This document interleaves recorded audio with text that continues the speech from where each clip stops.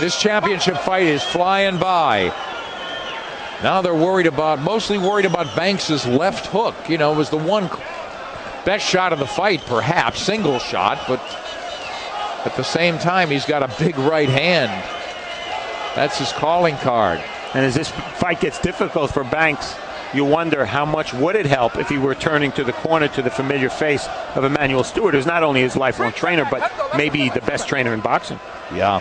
James Basher, very experienced in the corner, though. Oh, an exchange there. There's the right hand. Adamek backs up to the ropes and holds on. Banks senses an opportunity here, Nick. Adamek's got stung a little bit. Here comes Banks. He's pressing forward now. He's got to start punching. Adamek almost inviting him in, but Banks clinches like they're both a little tired. I thought the champion got stung in that. He did, but no follow-up. Banks didn't seem like he had the legs to create the distance. Here comes second wind. Is Adamek resilient? Oh, right hand and a return. Right counter punch.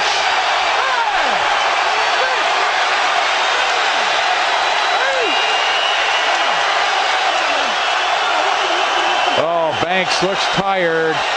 Sudden explosion. Here comes Adamek. Body shots. Banks in serious shape. Eddie Cotton looking in. Suddenly it's over. Oh, look at poor Banks in the corner. Didn't know what hit him. We didn't take those shots, we could tell you. It was Tomasz Adamek. He softened up Banks with the body shot starting in the 6th round. Took over the fight in the second half. Patience the key. Oh, Banks on his feet. He was just neutral corner in sad, sad shape. But Steve, he went down, like I like to say, in flames. He didn't run all night.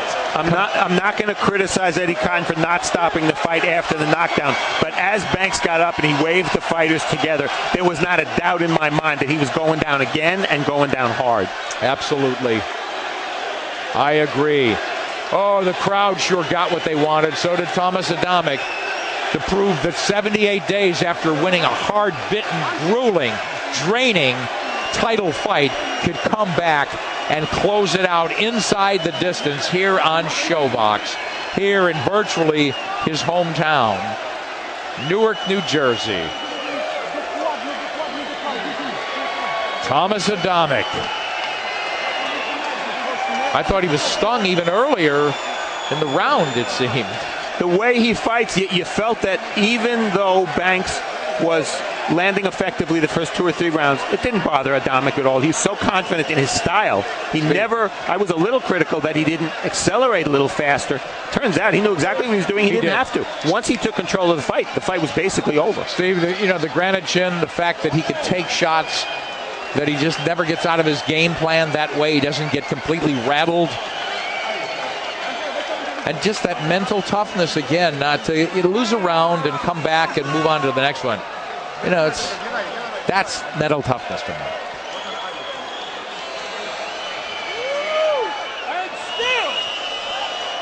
So Adamek wanted to set up that right hand, he said.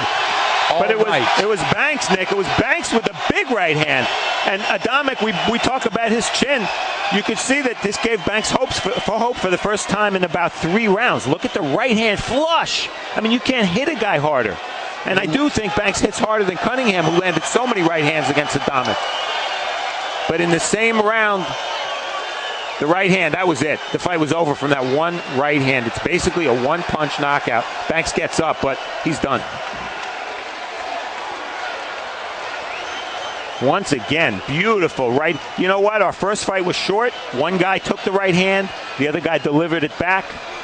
That was the difference in the fight. You could say the same thing here. When Banks landed his big right hand, Adamek took it flush. Didn't get rattled. But when Adamek landed the big right hand, you could see what happened to Banks. And look at him here. He's lifeless. His hands are low. Now he picks it up. Adamek, a veteran move, went first to the body there to finish the fight, and then to the head. He was defenseless. The right move by Eddie Cotton.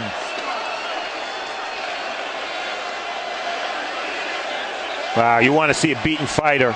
Watch the way Banks goes down here. His eyes had that far away look. You can even tell from a shot that far away.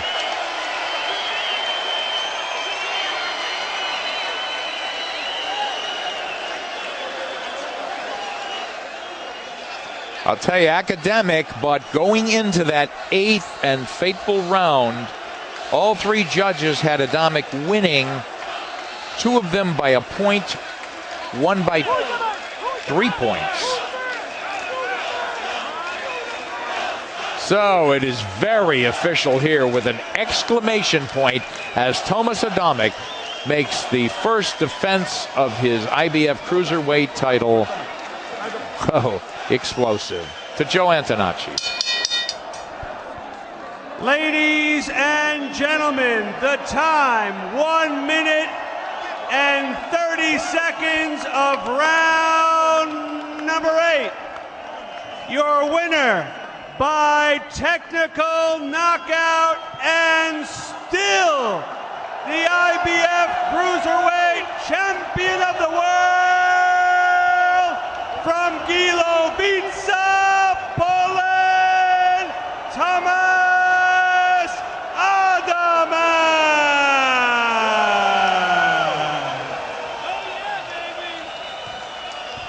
First loss for Jonathon Banks, and it was a crushing defeat. Banks gave Adamek a lot to think about. 2 of the judges gave Banks the first 2 rounds, so Adamek stayed patient. He was playing catch-up, whether he knew it or not. And he came back and he swept the last 3 before that 8th round, so he took over the fight on all 3 judges' cards, and certainly on ours, in the 5th round. So Tomasz Adamek breaks down and knocks out Jonathon Banks. The champion is with Steve Farhood now. Early in the fight, Banks had some success, but Tomasz never looked in the least bit concerned. Is that accurate? Na początku kilka razy cię trafił, ale nie sprawiałeś wrażenia kogoś, kto się przestraszy lub chce zmienić sposób walczenia. I'm mountain guy, I'm hard, my chin is very hard. I like a hard fight, I'm very happy I could win. Dziękuję, że mogę wygrać, pokazać się w telewizji Showtime. Thank you TV Showtime and thank you people which coming to the big fight, my fight. Yeah. Anything you want to add there that he said in Polish? Yeah, he said he was so happy so he could show how good a boxer he is, not only before the Showtime television, which is proud to show whatever he can do in the ring, but also in front of all those people. Banks landed a big left hook in the 2nd round, I believe it was, and some big right hands. Did he get Tomas's respect? Did Tomasz come forward a little more slowly because he was fearful of getting hit with those big shots again, or no? Dwukrotnie trafił cię w drugiej i w trzeciej rundzie prawą ręką. Czy powód, dla którego atakowałeś go mniej w tym czasie, był taki, że poczułeś respekt do tych ciosów? Znaczy, ja od początku wiedziałem, że ma prawą rękę, dlatego trener mi powiedział tak, lewy blok, czekasz cierpliwie, bo moja szybkość jest przez 12 rund. I wyczekałem po prostu tak, jak Andrzej powiedział mi w czasie każdej rundy, czekaj cierpliwie, nie napalaj się. Masz go, powiedz, że ja go czułem na widelcu, ale czekałem, byłem cierpliwy, bo nie chciałem zapaść jakiegoś ciosu. Of course, I got a lot of respect of the right hand of Jonathon Banks. I knew he can hurt me anytime, but from the beginning, my trainer Andrew Dmitruk told me, just be patient, your time will come, just don't do anything stupid, don't go forward, too recklessly, your time will come, you will be able to utilize your speed. And the body punching seemed to turn the fight around clearly in Tomas's favor. Kilkakrotnie zacząłeś trafiać go na ciało i wyglądało tak, że to zmęczyło go. Czy uważasz, że to zmieniło sposób walczenia Banksa? Ja robiłem swoje, gdybym się odchylał, można powiedzieć, że bardzo siadł na tylnej części, wiedział, że obserwowali moje walki, wiedzieli, że mam dobrą lewą rękę, dlatego siadł mi troszeczkę na tą stronę, więc chciałem zmienić tempo, żeby nie przyzwyczaić go do ciosów, że uderzam na górę, więc zmieniłem ciosami na dół. I realized they were watching my fights before, so they were trying to do everything to prevent those body shots. But then I changed the tactic. I started fighting slightly different, so I was able to connect with more body shots. And this is what changed the fight. In the past, Tomasz was a light heavyweight champion. Now he's clearly #1 cruiserweight in the world. Yesterday at our fighter meetings, he told us about his future plan, something we didn't know about. Maybe he could tell us again what he'd like to do in the near future. Byłeś mistrzem świata do 175 funtów, jesteś absolutnie niekwestionowanym najlepszym bokserem w wadze cruiserweight, ale wczoraj zdradziłeś, że być może masz jeszcze jakieś plany. Czy mógłbyś powiedzieć ich trochę więcej? Powiedz, że w boksie wszystko jest możliwe. Czyli wszystko może się wydarzyć, wszystko może się wydarzyć, to jest już telewizja, powiedz, że tutaj propozycje są w telewizji i one rządzą. Chodzi o tą wagę ciężką. No wszystko jest możliwe. What I'm saying is everything is possible. I believe in United States of America everything is possible. So I can fight as a heavyweight and maybe win the championship as a heavyweight. Chcę walczyć